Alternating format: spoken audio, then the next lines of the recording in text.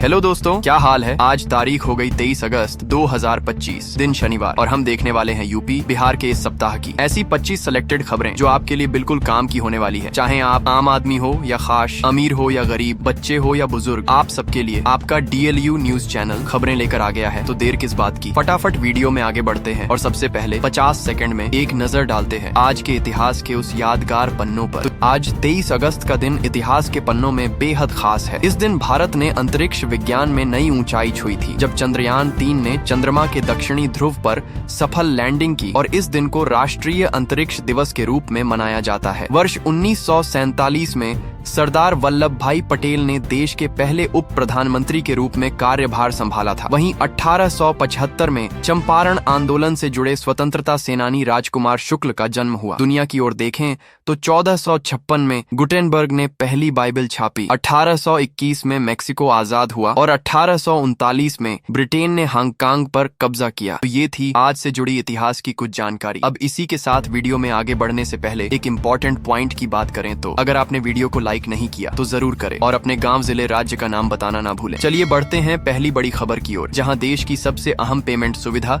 UPI को लेकर बड़ा बदलाव होने जा रहा है। अब आने वाला UPI 3.0 न सिर्फ आम भुगतान को और तेज बनाएगा, बल्कि इसमें इंटरनेट ऑफ थिंग्स यानी IoT इंटीग्रेशन भी शामिल होगा। इसका मतलब यह हुआ कि भविष्य में स्मार्ट घड़ी, कार और अन्य उपकरण सीधे UPI से जुड़कर भुगतान कर सकेंगे। इसके अलावा नए अपडेट में क्रेडिट लाइन और ऑटो पेमेंट जैसी सुविधाएं भी जोड़ी जाएंगी। विशेषज्ञों का कहना है कि इससे डिजिटल पेमेंट का दायरा और भी व्यापक होगा और भारत दुनिया में डिजिटल लेन देन का सबसे बड़ा हब बन सकता है। यानी साफ है कि आने वाले समय में मोबाइल फोन ही नहीं बल्कि आपका हर गैजेट आपका वॉलेट बन जाएगा। इसी के साथ बढ़ते हैं अगली खबर पर, जहां प्रयागराज से रोजगार को लेकर बड़ी जानकारी सामने आई है। उत्तर प्रदेश रोडवेज को कॉन्ट्रैक्ट ड्राइवर नहीं मिल रहे हैं, जिस वजह से यात्रियों को दिक्कत झेलनी पड़ रही है। इसी समस्या को हल करने के लिए अब फिर से रोजगार मेला आयोजित किया जाएगा। परिवहन विभाग का कहना है कि इस मेले में सैकड़ों युवाओं को मौके दिए जाएंगे और चयनित अभ्यर्थियों को सीधे बसों में ड्राइविंग का कार्य सौंपा जाएगा। खास बात यह है कि इससे न केवल युवाओं को रोजगार मिलेगा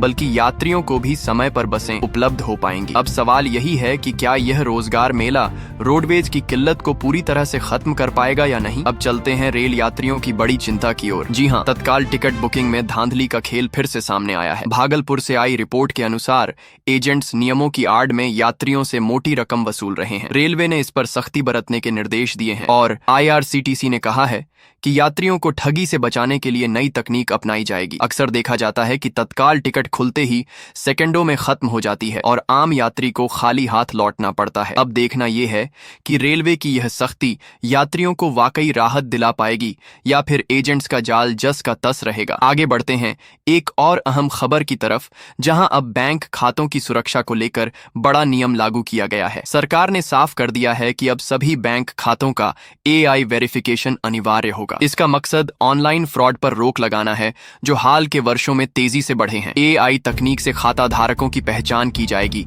ताकि कोई फर्जी खाता संचालित न हो सके। इससे साइबर ठगों की चालें कहीं न कहीं कमजोर पड़ेंगी। लेकिन जनता पूछ रही है कि जब ठग लगातार नए हथकंडे अपना रहे हैं, तब क्या AI वेरिफिकेशन उनकी गारंटी बन पाएगा या नहीं। चलिए बढ़ते हैं नोएडा की ओर, जहां फिल्म सिटी को लेकर बड़ी अपडेट आई है। जल्द ही नोएडा एयरपोर्ट के साथ ही फिल्म सिटी का उद्घाटन किया जाएगा। उत्तर प्रदेश सरकार का दावा है कि इससे राज्य फिल्म उद्योग का बड़ा केंद्र बनकर उभरेगा। हजारों लोगों को रोजगार मिलेगा और विदेशी निवेश को भी यहां आकर्षित किया जाएगा। विशेषज्ञों का मानना है कि फिल्म सिटी नोएडा को मुंबई जैसी पहचान दिला सकती है। यानी साफ है कि उत्तर प्रदेश अब सिर्फ खेती और उद्योग ही नहीं बल्कि सिनेमा की दुनिया का भी बड़ा हब बनने की ओर तेजी से बढ़ रहा है। अब चलते हैं लखनऊ की तरफ, जहां वरिष्ठ नागरिकों की सुरक्षा को लेकर एक बड़ी पहल हुई है। उत्तर प्रदेश पुलिस ने सवेरा योजना की शुरुआत की है। इस योजना के तहत पुलिस के जवान नियमित रूप से बुजुर्गों से मुलाकात करेंगे, उनकी जरूरतों को समझेंगे और किसी भी आपात स्थिति में तुरंत मदद पहुंचाएंगे। सरकार का कहना है कि अकेले रहने वाले वरिष्ठ नागरिकों की सुरक्षा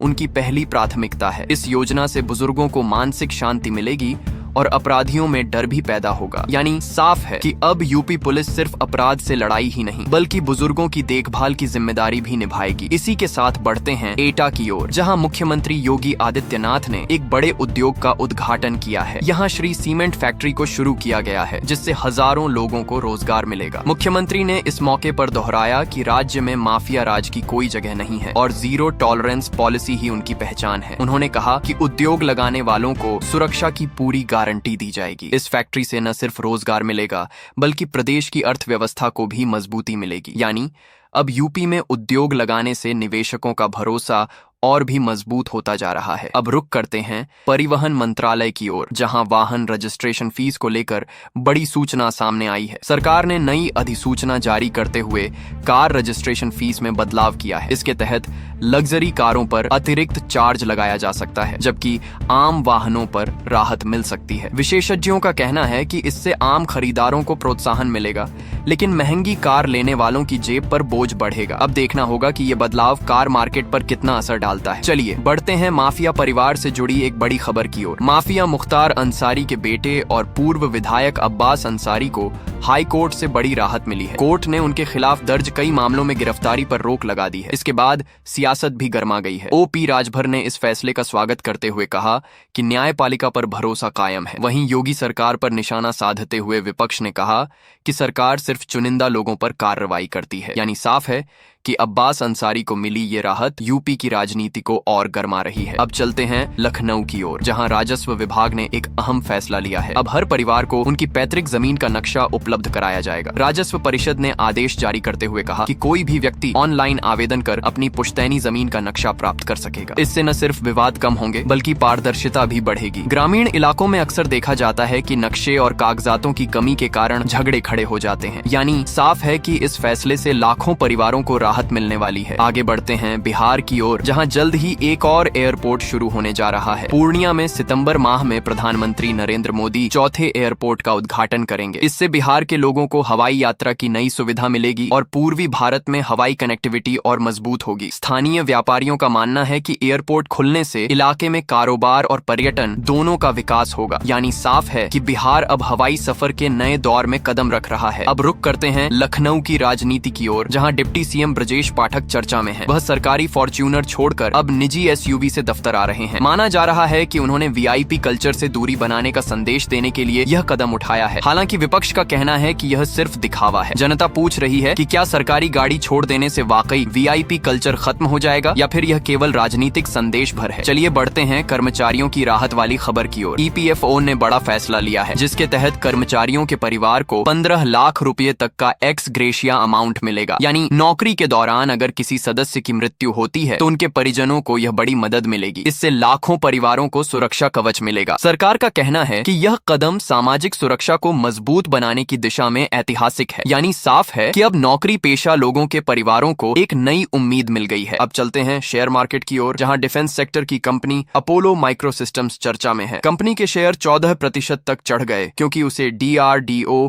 और डिफेंस पीएसयू से 25 करोड़ से ज्यादा का ऑर्डर मिला है। निवेशकों में उत्साह है और माना जा रहा है कि डिफेंस सेक्टर में निवेशकों के लिए आने वाला समय सुनहरा हो सकता है। यानी साफ है कि रक्षा क्षेत्र में कंपनियों का जलवा बढ़ता जा रहा है। आगे बढ़ते हैं आईडीबीआई बैंक से जुड़ी खबर पर। बैंक के निजीकरण की प्रक्रिया तेज हो गई है। सरकार ने कहा है कि ड्यू डिलिजेंस की प्रक्रिया जल्द पूरी की जाएगी और निवेशकों की दिलचस्पी लगातार बढ़ रही है। इसी वजह से बैंक के शेयर 9% तक उछल गए। यानी साफ है कि आईडीबीआई बैंक अब नए मालिक की ओर बढ़ रहा है और इससे बैंकिंग सेक्टर में बड़ा बदलाव देखने को मिल सकता है। अब चलते हैं बिहार की ओर, जहां परिवहन विभाग ने नया सिस्टम लागू करने की तैयारी शुरू कर दी है। अब गलत चालान की समस्या का हल मोबाइल पर मिलेगा। यानी अगर किसी वाहन चालक का चालान गलत हो गया है तो उसे ऑनलाइन सुधारने की सुविधा दी जाएगी। इससे आम लोगों को बड़ी राहत मिलेगी क्योंकि अभी तक गलत चालान के लिए विभाग के चक्कर काटने पड़ते थे। सरकार का कहना है कि यह व्यवस्था भ्रष्टाचार पर भी रोक लगाएगी। यानी साफ है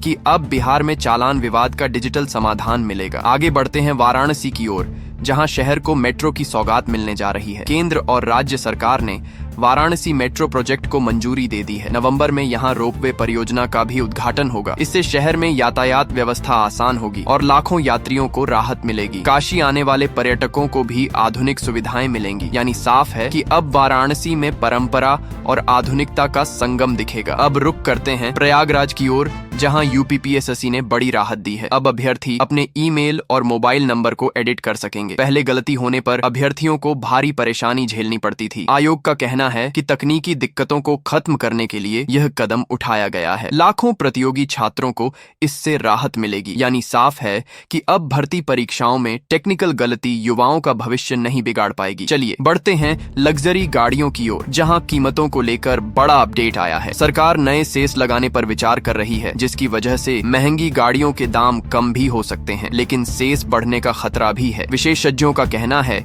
कि अगर टैक्स स्ट्रक्चर बदला तो कंपनियां कीमतों को समायोजित करेंगी। यानी साफ है कि लग्जरी गाड़ियों के खरीदारों के लिए आने वाला समय अनिश्चितताओं से भरा होगा। अब चलते हैं दिल्ली की ओर, जहां टेक्नोलॉजी की दुनिया से बड़ी खबर आई है। टेस्ला और एप्पल के बाद अब ChatGPT भी भारत में अपना दफ्तर खोलने जा रहा है। कंपनी ने दिल्ली में ऑफिस खोलने की योजना बनाई है। विशेषज्ञों का कहना है कि भारत उनके लिए सबसे बड़ा मार्केट बन रहा है। इससे हजारों युवाओं को रोजगार मिलेगा और आर्टिफिशियल इंटेलिजेंस रिसर्च को भी बढ़ावा मिलेगा। यानी साफ है कि टेक्नोलॉजी की दुनिया में भारत की ताकत अब पूरी दुनिया मानने लगी है। इसी के साथ बढ़ते हैं परिवहन विभाग की एक और बड़ी खबर पर। अगर किसी वाहन चालक ने समय पर चालान जमा नहीं किया तो उस पर अतिरिक्त शुल्क लगाया जाएगा। यूपी परिवहन विभाग ने साफ कहा है कि अब लापरवाही बर्दाश्त नहीं होगी। समय पर चालान न भरने वालों पर सख्त कार्रवाई की जाएगी। यानी साफ है कि अब वाहन चालकों को सतर्क रहना होगा, वरना जेब पर ज्यादा बोझ पड़ेगा। अब रुक करते हैं श्रम मंत्रालय की ओर। सरकार ने कहा है कि ESIC अब आधार प्रमाणीकरण के जरिए लाभार्थियों की पहचान करेगा। इससे फर्जीवाड़े पर रोक लगेगी और असली लाभार्थियों को ही सुविधा मिलेगी। लाखों कामगारों को इसका सीधा लाभ मिलेगा। यानी साफ है कि सरकार सामाजिक सुरक्षा योजनाओं को और पारदर्शी बनाने में जुटी है। चलिए बढ़ते हैं टेलीकॉम सेक्टर की ओर, जहां जियो ने अपने ग्राहकों को बड़ा तोहफा दिया है। जियो